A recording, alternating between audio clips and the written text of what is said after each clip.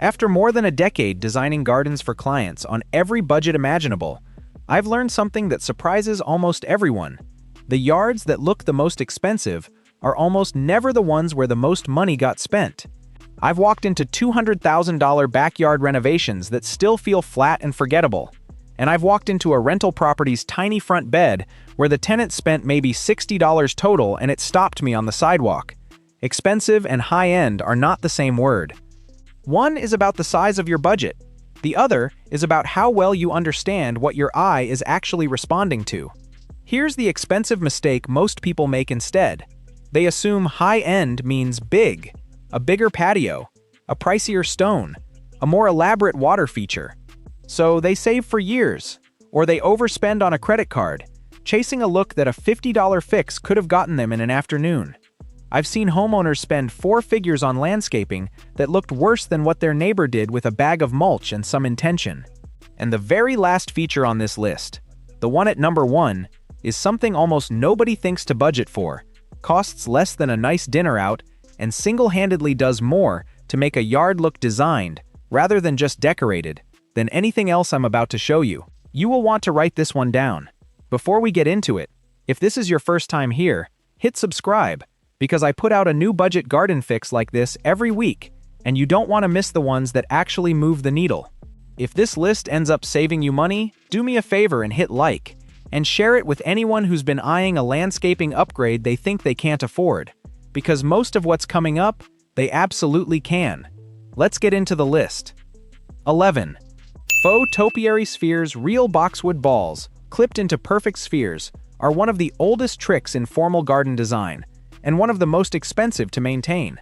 Mature boxwood costs real money, grows slowly, and needs precise shearing 2 or 3 times a season to hold that shape.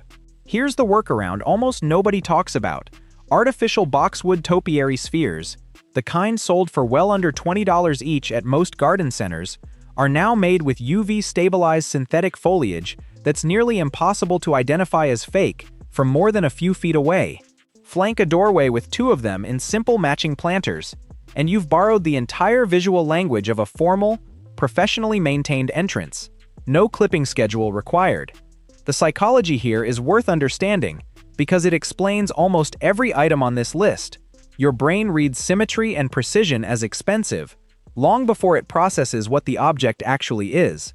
A perfectly round shape flanking a door signals someone maintains this, even when nobody does. The catch is placement. One sad, lopsided faux sphere in a cracked plastic pot reads as cheap instantly. 2. Matched in identical decent-looking planters reads as intentional. Same object, completely different impression, and the only difference is whether you did it once or did it twice. Symmetry is powerful on its own, but it gets even more convincing once the sun goes down, and that's where the next fix comes in. 10. A single solar uplight on one tree. Most people either skip outdoor lighting entirely because real landscape lighting sounds expensive, or they go the opposite direction and scatter a dozen cheap solar stake lights along every path edge, which, as anyone who's seen it, looks more like an airport runway than a garden. Here's the move that professional lighting designers actually use, scaled down to a $50 budget. Pick your best tree or largest shrub and place a single solar uplight at its base, angled up into the canopy. That's it. One fixture, one subject. Why this works is almost entirely about contrast. A dark yard with one softly lit tree draws the eye immediately and makes the whole space feel deliberate, the way a single spotlight on a piece of art in a gallery does more than fluorescent lights blasting the whole room. Landscape lighting designers call this a focal accent, and it's one of the cheapest ways to add depth to a yard that otherwise disappears the moment the sun sets. Modern solar uplights with warm white LEDs in the 2700K to 3000K range avoid the harsh blue-white glare that makes older solar lights look like a parking lot. That warm tone is doing real psychological work. Warm light reads as inviting and residential. Cool light reads as institutional. One lit tree changes how a yard feels after dark. But there's a daytime trick that's arguably even more powerful, and it costs about the same amount for something twice as big. 9. One oversized statement planter. Small pots scattered everywhere, is the single most common instinct in budget gardening, and it's almost always the wrong one. A handful of little 6-inch pots on a porch reads as an afterthought, no matter how nice the plants inside them are. Swap that instinct. One large, well-proportioned planter, the kind of pot that looks like it costs more than it did, in a matte concrete look resin or a glazed ceramic finish, placed right where people naturally look, like beside a front door or at the corner of a patio, does more visual work than 5 small pots combined. Scale is the entire secret here. Designers use a rough rule. Your planter should be sized so the plant inside it, at maturity, is roughly 1.5 to 2 times the height of the pot. A tall ornamental grass, a small Japanese maple, even a well-shaped rosemary topiary, planted in one genuinely large pot, creates the kind of visual weight that smaller arrangements can't fake no matter how many you add. There's also a maintenance benefit nobody mentions. Fewer, larger containers hold moisture longer and need watering less often than a cluster of small pots, which dry out fast in full sun. You get a bigger design impact and less upkeep, which almost never happens together in gardening. One statement pot anchors a space, but the thing that separates a garden that looks planted from one that looks designed isn't the plants at all, it's what's underneath them, and it's the cheapest fix on this entire list. 8. Metal landscape edging. Here's a question worth sitting with. Have you ever looked at a garden bed and known instantly, before consciously noticing why, that it looked cheap? 9 times out of 10, it's not the plants, it's the edge. A garden bed where the grass and the mulch just sort of blur together, where the lawn is slowly creeping into the bed and the mulch is slowly spilling into the lawn, reads as neglected, even if the plants inside it are healthy and full. A garden bed with a crisp, clean line separating turf from bed reads as maintained, even if the plants inside are modest. Metal landscape edging, thin steel or aluminum strips that get pounded into the ground along a bed's border, costs a fraction of stone or brick edging and does the one job that actually matters. It creates a hard, permanent line that stops grass from creeping and holds mulch in place, so that clean edge stays clean without you recutting it every few weeks with a spade. Professional landscapers will tell you edge definition is one of the single highest impact, lowest cost upgrades in the entire trade, because it's a design signal your brain reads instantly, the same way a clean pressed shirt reads as put together, even if the fabric itself is inexpensive. A crisp edge makes everything inside it look more intentional, but how you arrange what's inside that edge follows a rule that most home gardeners have never heard of, and it's the difference between a bed that looks random and one that looks composed. 7. Planting in odd numbers. If you've ever planted 3 of something and felt like it looked more finished than planting 4, you've stumbled onto a design principle that professional landscapers rely on constantly. Odd-numbered groupings read as more natural and more intentional to the human eye than even numbers. Even numbers, mathematically, tend to arrange themselves symmetrically, pairs, grids, which our brain reads as artificial and rigid. Odd numbers force asymmetry, which mimics how plants actually cluster in nature, and asymmetrical but balanced arrangements are consistently rated as more visually pleasing in landscape design research. 3 shrubs of the same variety, clustered rather than lined up, or 5 perennials grouped instead of spaced individually, immediately look more like a designed planting and less like items placed one at a time off a shopping list. The cost difference here is essentially zero. It's not about buying more plants, it's about how you group the ones you were already going to buy. Instead of one of 5 different perennial varieties scattered individually through a bed, which reads as chaotic, buy 3 of 2 varieties and cluster them. Same total plant count, dramatically different visual result. This one rule alone fixes more amateur-looking garden beds than almost any other single change, because it's not about spending more, it's about spending the exact same money differently. Grouping plants well fixes the ground level. But nothing signals an established high-end garden faster than height, and that's next. 6. A trellis with a fast-growing climbing vine flat gardens. Everything roughly the same height, spread across the ground, read as new, no matter how many plants are in them. Gardens with vertical elements read as established, layered, mature, even when they're only a season old. A simple wooden or metal trellis, mounted against a fence or wall, paired with a fast-climbing vine, is one of the cheapest ways to add that vertical layer. Clematis, climbing jasmine, or a vigorous annual vine, like black-eyed Susan vine, can cover a modest trellis within a single growing season. And once established, they create the kind of green, textured backdrop that expensive gardens are built around. The reason this reads as high-end specifically is architectural. Vertical greenery softens hard surfaces, fences, bare walls, blank corners, the same way a well-placed piece of art softens a bare wall indoors. Professional garden designers use vertical elements deliberately to break up flat sightlines, because a yard where every plant tops out at the same height, no matter how full, still reads as visually flat from a distance. There's a bonus most people don't consider until later. A trellis with a climbing vine also adds privacy exactly where you want it, without the cost or permanence of a full fence or hedge. Height changes how a garden reads from across the yard, but there's a trick that changes how it reads from 10 feet closer, and it costs almost nothing to fix. 5. Matching pot colors and materials. Here's a mistake almost every budget gardener makes without realizing it. Buying pots one at a time, whenever something's on sale, in whatever color or material happened to be cheapest that week. The result, a few seasons in, is a mismatched collection. A terracotta pot here, a blue glazed one there, a plastic one somewhere else, that reads as accumulated rather than designed. The fix costs nothing extra if you're buying pots anyway, and can be done retroactively with a can of spray paint if you're not. Pick one color family and one general material finish, and stick to it across every visible container in the yard. All matte black, all warm terracotta, all weathered concrete look. It doesn't matter which. What matters is consistency. This works for the same reason a matched dining set looks more expensive than mismatched furniture, even at a similar price point. Repetition of color and material is one of the strongest visual signals of intentional design, because randomness is the signature of things accumulated over time without a plan, while consistency is the signature of a single decision applied everywhere.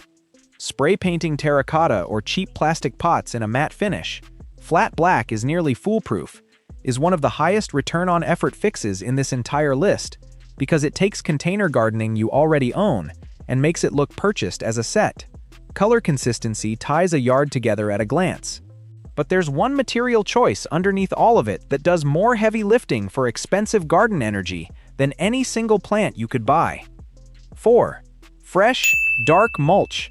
If you take away only one item from this entire video, it might be this one, because it's the cheapest fix on the list and arguably the most immediately visible. Old, faded, gray-brown mulch is one of the fastest ways to make an otherwise nice garden bed look tired and neglected, because sun-bleached mulch reads to the eye almost exactly like dead, dry ground. Fresh, dark mulch, reapplied even over the same bed, on top of the old layer, no need to remove it, does something almost photographic.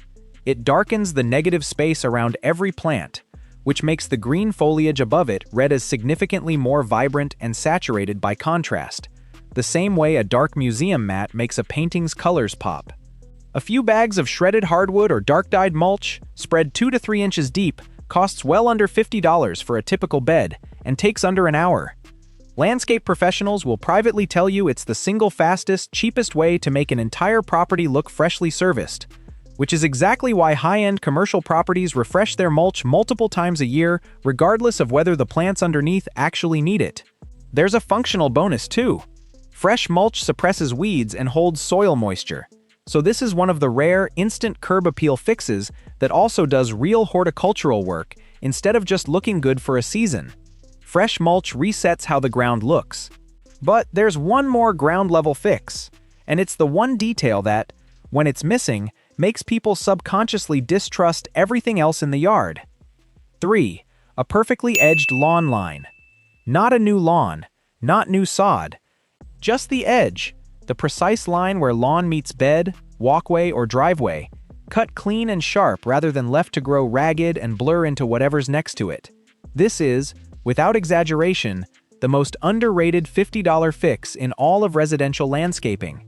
A half-mile-long stick edger or a manual edging tool costs well under $50, and running it along every bed and walkway border takes an afternoon. The visual effect is disproportionate to the effort. A sharply defined lawn edge signals ongoing maintenance more convincingly than almost anything else in a yard, because it's the detail people notice being right without consciously registering why. Here's the psychology, and it applies to gardens the same way it applies to a haircut or a pressed shirt. Humans are extremely good at detecting the absence of care, even when they can't articulate what specifically looks off. A blurry, encroaching lawn edge reads as, "Nobody's been keeping up with this," even in a yard that's otherwise well-planted and healthy. A crisp edge reads as the opposite, total control, even if the lawn itself is nothing special. Landscapers who service high-end properties will tell you edging is one of the maintenance tasks clients notice fastest when it's skipped. More than mowing height, more than a few weeds, because the edge is the frame around everything else in the yard.